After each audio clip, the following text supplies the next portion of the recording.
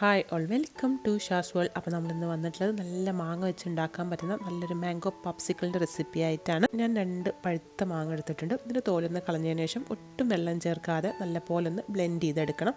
ഇനി ഇതിലേക്ക് മധുരത്തിന് ആവശ്യമായിട്ട് മിൽക്ക് മെയ്ഡ് ഒഴിച്ചു കൊടുക്കാം. ഇനി കുറച്ച് ഹെൽത്തി ആക്കണം എന്ന് ഉദ്ദേശിക്കുകയാണെങ്കിൽ ഹണി ഒഴിച്ചു കൊടുത്താലും മതി, പക്ഷേ മിൽക്ക് മെയ്ഡ് ടേസ്റ്റ്. ഇനിയിപ്പോൾ ഞാനിപ്പോൾ ഈ ഒരു ക്രീം 160 ഗ്രാം എടുത്തിട്ടുള്ളത്. നിങ്ങൾക്ക് ഇതിന് പകരം വേണമെങ്കിൽ വിപ്പിംഗ് ക്രീമോ അല്ലെങ്കിൽ തിക്ക് ക്രീമോ ഏതാണെന്ന് വെച്ചാൽ എടുക്കാം. നല്ല പോലെ ഒന്ന് മിക്സ് ചെയ്തെടുക്കാം. ഇതുപോലെ ഒരു വിസ്ക് വെച്ചിട്ട് തന്നെ ഒന്ന് മിക്സ് ചെയ്തെടുത്താൽ മതി. ഒട്ടും കട്ടയില്ലാതെ എല്ലാം കൂടെ ഒന്ന് മിക്സായി വരണമെന്നേ ഉള്ളൂ. ഇനി നമുക്കിത് ഒരു ഐസ്ക്രീം മോൾഡിലേക്ക് മാറ്റണം. ഞാനിപ്പോൾ ഒരു സിലിക്കണിൻ്റെ മോൾഡാണ് എടുത്തിട്ടുള്ളത്. ഇപ്പോൾ ഇത് 4 എണ്ണം ഉള്ളതും അതുപോലെ ഈ ഒരു 3 എണ്ണം ഉള്ളതും ഉണ്ട്. നമുക്കിതിലേക്ക് ഫില്ല് ചെയ്ത് കൊടുക്കണം. അപ്പോൾ ഇതിൻ്റെ കൂടെ തന്നെ ഈ ഒരു സ്റ്റിക്കും കൂടെ വരുന്നതാണ്. അപ്പോൾ ഈ ഒരു മോൾഡിൽ ഈ ഒരു സ്റ്റിക്ക് ഒന്ന് വെച്ച് കൊടുക്കുക. എന്നിട്ട് നമുക്ക് ഇതിലേക്ക് നമ്മൾ റെഡിയാക്കി വെച്ചിട്ടുള്ള ആ ഒരു മിക്സ് ഒഴിച്ചു കൊടുക്കണം.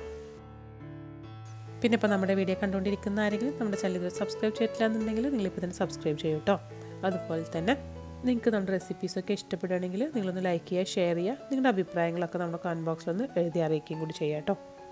അപ്പോൾ നമുക്ക് ഇങ്ങനെ ഓരോ ഐസ്ക്രീമിൻ്റെ ഷേപ്പിലുള്ള ഈ ഒരു മോളിലേക്ക് നമ്മളുടെ മിക്സ് ഒഴിച്ചു കൊടുക്കണം. എല്ലാത്തിനും ഇതുപോലെ ഒന്ന് ഫില്ല് ചെയ്തെടുക്കാം. എന്നിട്ട് നമുക്കൊന്ന് ഫ്രീസ് ചെയ്തെടുക്കണം.